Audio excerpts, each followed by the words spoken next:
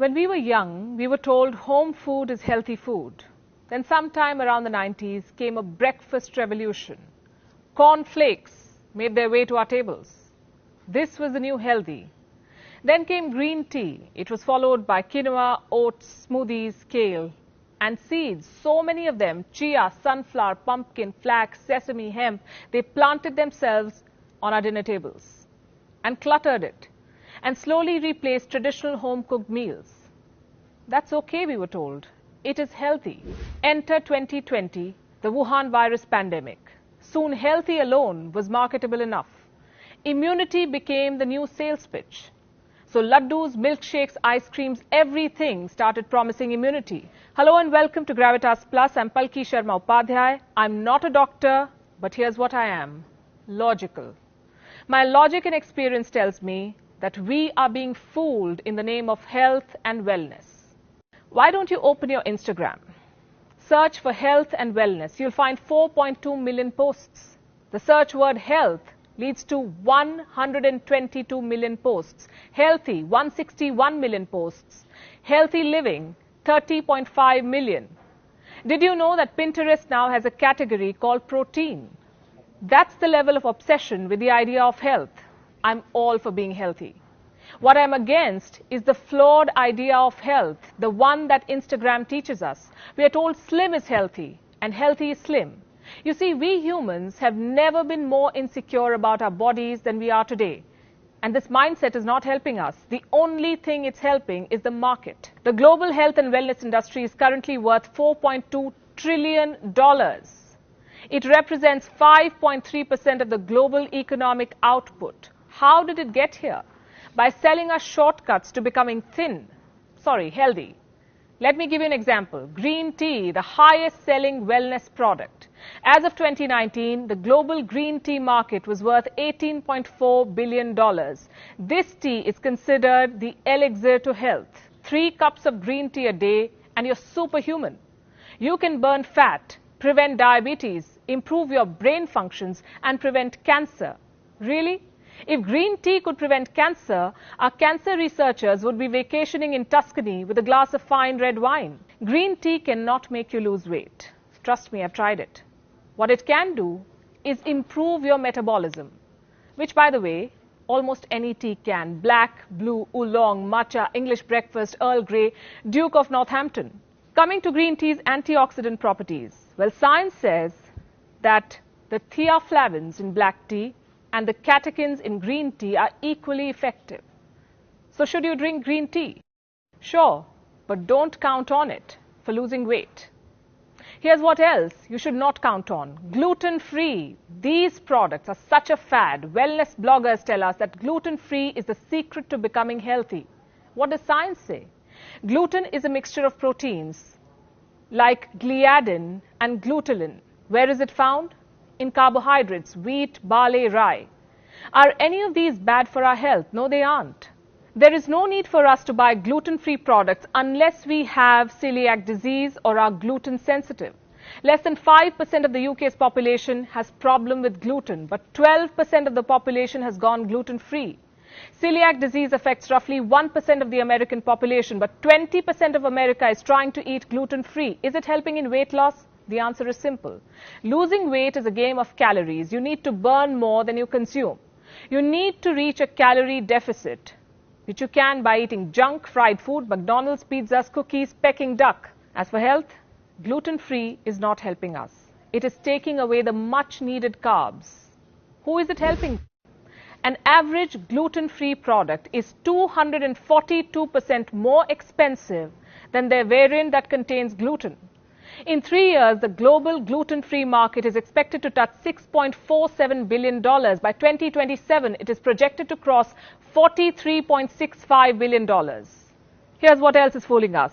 These cartons. Most of us have had cow milk all our lives, but now we are being told that cow milk makes us fat. Instagram influencers too are selling this idea. Why? So that these alternatives find a place in your fridge. The global almond milk market is expected to reach $13.3 billion by 2025. Soy milk market, $23.2 billion. Apparently, they're healthier than cow milk. Is there science behind it? Composition-wise, there is no proof that soy or almond milk is healthier than cow milk. When it comes to nutrition density and protein content, cow milk wins the race.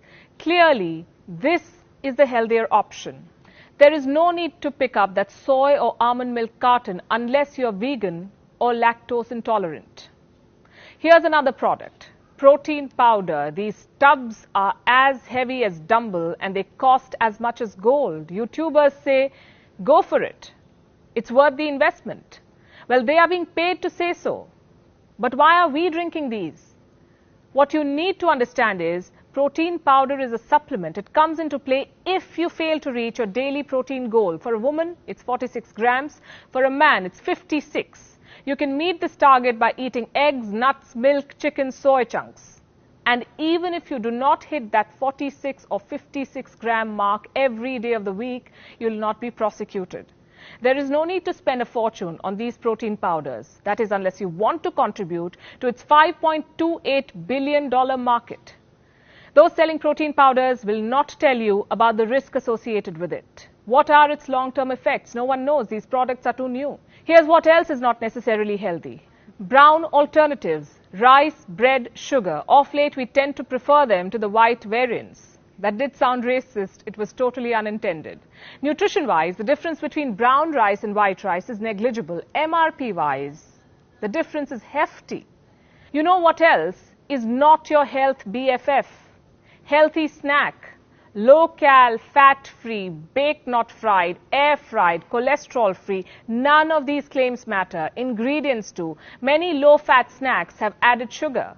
They hide controversial ingredients under technical names. I'll give you examples. In Europe, it will be hard to find MSG on ingredient list. It will be masked under E621. Carrageenan will be called E407. If you read these ingredients carefully, you will also find that many ready-made yogurts have as much sugar as a candy bar. The so-called protein bars have all kinds of unhealthy ingredients. Vegetable chips, they can be as bad as your potato chips, which technically is also a vegetable. Did you know a product is allowed to label itself trans fat free if it adheres to the 0.5 gram cap? Welcome to false advertising. Here's another one, vitamin water. It claims to be healthier than soda. Vitamin plus water equals to all you need. What most of us need is a reality check. Each bottle of vitamin water contains 8 teaspoons of sugar. Advertisement, packaging, advice, they can all be bought. Turns out studies too are up for grabs. Did you know that the sugar industry funded a research that downplayed the risk of sugar and painted fat as the devil? This was in the 1960s. We found out about it only recently. Beverage company POM Wonderful paid $35 million for studies that claimed POM products could prevent the risk of heart diseases and prostate cancer. Coca-Cola paid scientists too. For what?